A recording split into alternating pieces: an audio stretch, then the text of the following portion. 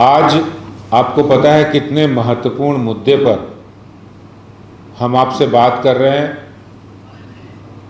और मैं दिल्ली की जनता का बहुत धन्यवाद करता हूं और उनको बधाई भी देता हूं कि भारतीय जनता पार्टी का दिल्ली की भ्रष्ट सरकार के खिलाफ जो संघर्ष था वो रंग लाया है। नई शराब नीति के नाम पर हजारों करोड़ों रुपए का भ्रष्टाचार करने वाली केजरीवाल सरकार ने अंततः भारतीय जनता पार्टी के आंदोलन, दिल्ली की जनता के दबाव में वो नीति को वापस लिया है और इस डर से लिया है कि उनके जो उन्होंने कुकर्म किए हैं, जो उन्होंने भ्रष्टाचार किए हैं, उस पर शायद कहीं पर्दा लग जाए। लेकिन अब वो पर्दा लगने वाला नहीं है। अब केजरीवाल और मनीष सिसोदिया बचने वाले नहीं हैं, क्योंकि हजारों करोड़ों रुपया शराब माफिया से मिलकर भ्रष्टाचार किया है। अंडर द टेबल आम आदमी पार्टी ने इस पैसे का इस पैसे का इस्तेमाल, दुरुपयोग पंजाब के चुनाव में किया, ये किसी से छुपा नहीं है। क्योंकि अगर हम तिथियों की बात करेंगे तो ये वही तिथियां थी जब पंजाब के अंदर चुनाव होने वाले थे और आम आदमी पार्टी चुनाव में शराब और पानी की तरह पैसा बहाना चाहती थी। तब उसने यहाँ पर शराब माफिया के साथ मिलकर जो षड्यंत्र रचा, दिल्ली के अंदर विनाशकारी शराब नीति लाए और उसके बाद उन्होंने आम आदमी पार्टी ने पैसे लेकर शराब माफिया के साथ मिलकर पंजाब में चुनाव लड़ा। ये किसी से छुपा नहीं है, क्योंकि इतनी जल्दी थी उनको कि जो पॉलिसी बनाने के लिए इन्होंने कमेटी बनाई, पहले तो उस कमेटी में जो अधिकारी थे कोई भी उसमें मंत्री नहीं रखा, लेकिन उस कमेटी की जितनी भी सिफारिश थी कि नई शराब नीति में क्या क्या होना चाहिए, उसको सिफारिश को मंजूर करने वाली जो ग्रुप ऑफ मिनिस्टर की कमेटी थी, उसको चेयर करने वाला कोई और नहीं था, दिल्ली के मुख्यमंत्री के खास सहयोगी और उप मुख्यमंत्री मनीष सिसोदिया उसको चेयर कर रहे थे। और उसमें जो मेंबर थे, दो मंत्री जो सदस्य थे, वो सत्येंद्र जैन जो जेल की हवा खा रहे हैं, एक कैलाश गहलोत हैं, वो भी, उनकी भी तैयारी है डीटीसी बस घोटाला में, वो दोनों मेंबर थे। ये तीन लोगों ने मिलकर नई शराब नीति को मंजूरी दी और यहाँ शराब माफियाओं के साथ मिलकर दिल्ली की जनता के साथ धोखा किया, विश्वासघात किया, हजारों करोड़ रुपए उन्होंने मिलकर लूटा। और अब मनीष सिसोदिया जी जिस तरह से उन्होंने प्रेस वार्ता की है, जिस तरह उनके जो बॉडी लैंग्वेज थी और जो घबराए हुए थे, उससे साफ दिख रहा था कि चोर की दाढ़ी में तिनका है। और मनीष सिसोदिया को सब पता है कि उन्होंने क्या क्या काले कारनामे इस शराब नीति के नाम पर किए हैं, किस तरह उन्होंने, जवाब नहीं देंगे वो। मैं सवाल पूछना चाहता हूँ कि उन्होंने 144 करोड़ रुपए माफ़ क्यों किए बिना कैबिनेट अप्रूवल के? उन्होंने 30 करोड़ रुपए की अर्नेस्ट मनी जो फोरफिट होनी चाहिए उसको वापस क्यों किया? वो जवाब नहीं देंगे। वो ये भी जवाब नहीं देंगे कि 50 रुपए की उन्होंने जो इंपोर्ट ड्यूटी गलत तरीके से घटाई बियर पर, विदेशी बियर पर, वो क्यों घटाई, किसके दबाव में घटाई, वो भी उनके पास जवाब नहीं है, अभी तक नहीं दिया जवाब। वो ये भी नहीं बता पाएंगे कि 21 ड्राई डे से घटा के 3 क्यों कर दिए। आज़ादी के बाद कभी ऐसा नहीं हुआ, किसी प्रदेश में नहीं हुआ कि ड्राई डे की संख्या घटाई हो, क्योंकि उन्हें ज़्यादा शराब माफिया के साथ मिलकर शराब बेचनी थी, ज़्यादा उनका फ़ायदा कराना था। लेकिन इसका जवाब नहीं उनके पास। उनके पास ये भी जवाब नहीं कि कैसे उन्होंने 2.5% से कमीशन बढ़ाकर 12% कर दिया, ये भी जवाब नहीं है। क्यों जवाब नहीं है? क्योंकि शराब माफिया के दबाव में दिल्ली सरकार चल रही थी और अब इनका भंडाफोड़ हो गया है। सीबीआई जांच हो रही है, दूध का दूध पानी का पानी हो जाएगा। लेकिन अरविंद केजरीवाल जो दिल्ली के मुख्यमंत्री हैं, उनकी बेहयाई कह लीजिए, राजनीतिक बेहयाई इससे ज़्यादा कहीं नहीं हो सकती है। राजनीतिक बेशर्मी इससे ज़्यादा नहीं हो सकती कि एक करप्ट मंत्री उनका जेल में है और वो भ्रष्टाचार के आरोप में हाई कोर्ट ने ये भी कह दिया कि इसमें हाई कोर्ट नहीं कुछ कर सकता, लेकिन आपका जो मंत्री है वो दोषी है, संविधान और नैतिकता उसकी इजाज़त नहीं देता है। ये मुख्यमंत्री का काम है तय करना उसको हटाया जाए कि नहीं हटाया जाए। लेकिन मुख्यमंत्री जी बेहयाई का दामन ओढ़े हुए हैं और मंत्री को हटाया नहीं। लेकिन चिंता नहीं करिए मुख्यमंत्री जी, आपके काले चिट्ठे काले कारनामे खुल रहे हैं और सारे भ्रष्टाचार की पोल खुल जाएगी। हमने जब ये संघर्ष शुरू किया, मैं बताना चाहता हूँ भारतीय जनता पार्टी के संघर्ष को।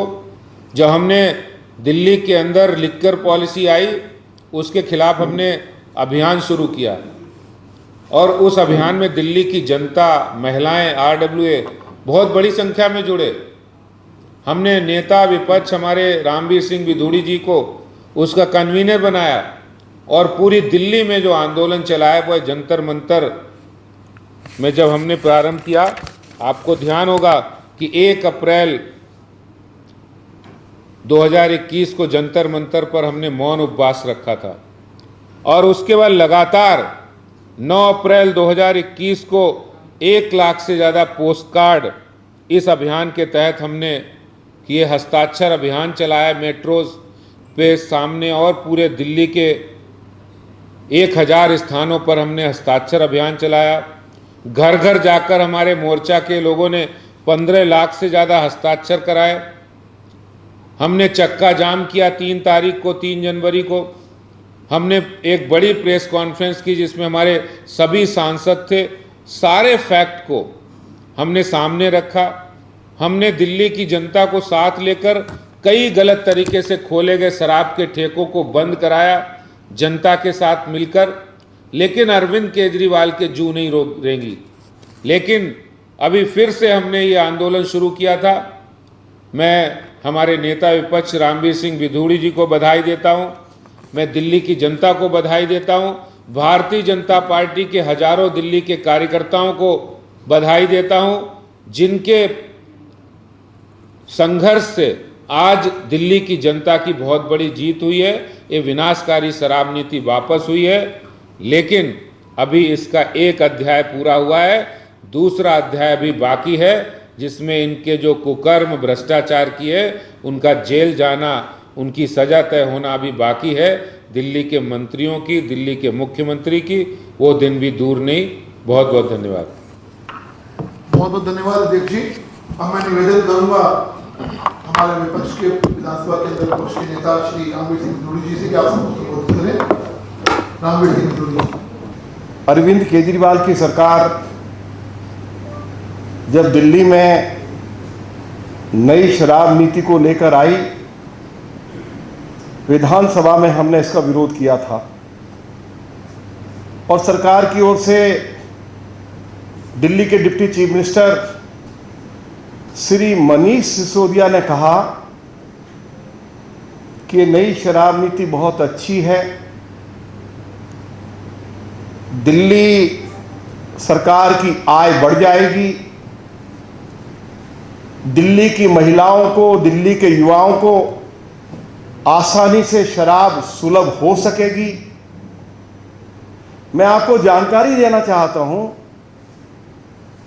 हाउस के अंदर मनीष सिसोदिया ने कहा कि 6000 करोड़ रुपया शराब बेचकर अभी तक दिल्ली सरकार कमाती रही है। और अब इस नई शराब नीति के आने के बाद यह आय बढ़कर 10,000 करोड़ रुपए हो जाएगी। तो मैं आपको जानकारी देना चाहता हूं कि पिछले 5 सालों में सबसे कम आय इस नई शराब नीति लागू होने के बाद दिल्ली सरकार को हुई है। दूसरी बात मैं ये कहना चाहता हूं कि श्री आदेश गुप्ता जी की लीडरशिप में पार्टी ने जंतर मंतर पर भी धरना और प्रदर्शन किया, दिल्ली में चक्का जाम हुआ और गली गली में श्री आदेश गुप्ता जी की लीडरशिप में पार्टी के कार्यकर्ताओं ने और दिल्ली के लोगों ने मास्टर प्लान का वायलेशन करके जो शराब की दुकानें खोली गई थी उनको बंद करवाने के लिए जोरदार संघर्ष शुरू किया। और मैं आपको जानकारी देना चाहता हूं कि उस संघर्ष का नतीजा था कि लगभग 200 शराब की दुकानें दिल्ली की सरकार को बंद करनी पड़ी। हम कहते थे कि इस नई शराब नीति के लागू होने से हजारों करोड़ रुपए का घोटाला हुआ है और हम जस्टिफिकेशन क्या देते थे? हम कहते थे कि मास्टर प्लान का वायलेशन करके सैकड़ों शराब के ठेके गैर कानूनी तरीके से अरविंद केजरीवाल की सरकार ने शराब के ठेकेदारों से पैसे लेकर खोले हैं। दूसरी बात हम ये कहते थे कि दिल्ली में 20,000 करोड़ रुपए की शराब हर साल बेची जाती है और पहले शराब के ठेकेदारों को 2.5% कमीशन मिलता था। दिल्ली की सरकार ने वह कमीशन 2.5% से बढ़ाकर 12% कर दिया। तो आप अंदाजा लगा सकते हैं कि शराब के ठेकेदारों को कितना लाभ पहुंचाया गया। दिल्ली में पहले 21 ड्राई डेज थे, उसकी संख्या घटाकर 3 कर दी गई। दिल्ली में शराब के ठेकों की संख्या 349 से बढ़ाकर 850 कर दी गई और दिल्ली में हजारों बार मालिकों को क्लब में जो बार्स हैं या दिल्ली के अंदर बहुत सारे जो बैंक्वेट हॉल हैं, लगभग 2000 बैंक्वेट हॉल्स हैं, उनको भी लाइसेंस दिए गए। इस तरह से 3000 अलग से लाइसेंसेस दिए गए और 849 शराब के ठेकेदारों को लाइसेंस दिए गए। तो शराब के ठेकों की संख्या बढ़ी, लाइसेंस की संख्या बढ़ी और कितनी मजेदार बात है कि पहले शराब जो है वो रात 10 बजे तक सर्व की जा सकती थी, उसकी समय सीमा बढ़ाकर प्रातः 3 बजे तक कर दी गई। और एक इंटरेस्टिंग बात आप सुनिए कि दिल्ली में यदि लोग ये शिकायत करते हैं कि शराब की क्वालिटी ठीक नहीं है तो उसकी टेस्टिंग दिल्ली सरकार की लैब में नहीं होगी, बल्कि वह अधिकार भी अरविंद केजरीवाल ने दिल्ली के शराब के ठेकेदारों को दे दिया कि उन्हीं की लैब में टेस्टिंग होगी और वे ही बताएंगे कि शराब की क्वालिटी ठीक है या नहीं है।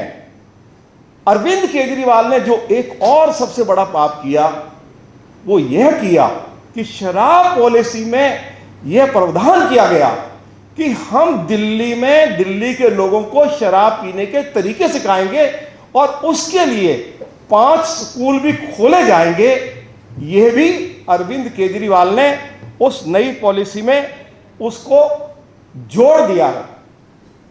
तो ये सारे फायदे जो हैं अरविंद केजरीवाल की सरकार ने शराब के ठेकेदारों को पहुंचाए और तभी हम कहते थे कि इस शराब नीति में हजारों करोड़ रुपए का घोटाला भी हुआ है और इस शराब नीति के लागू होने से मास्टर प्लान का वायलेशन भी हुआ है। और जब संघर्ष शुरू हुआ तो जैसे मैंने कहा कि दिल्ली के अंदर इन्होंने 849 दुकानें खोली थी, अब उनकी संख्या घटकर 400 रह गई है।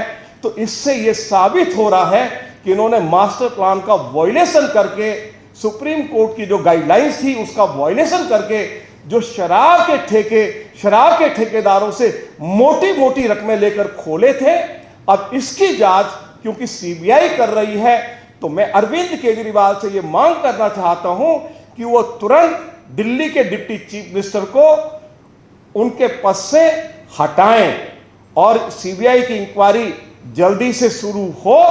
और क्योंकि इसमें हजारों करोड़ रुपए का घोटाला हुआ है, सीबीआई जो दिल्ली के डिप्टी चीफ मिनिस्टर है, जिनके पास एक्साइज डिपार्टमेंट है, मनीष सिसोदिया को जल्दी से जल्दी गिरफ्तार करें, यही मैं कहना चाहता हूं। बहुत बहुत धन्यवाद।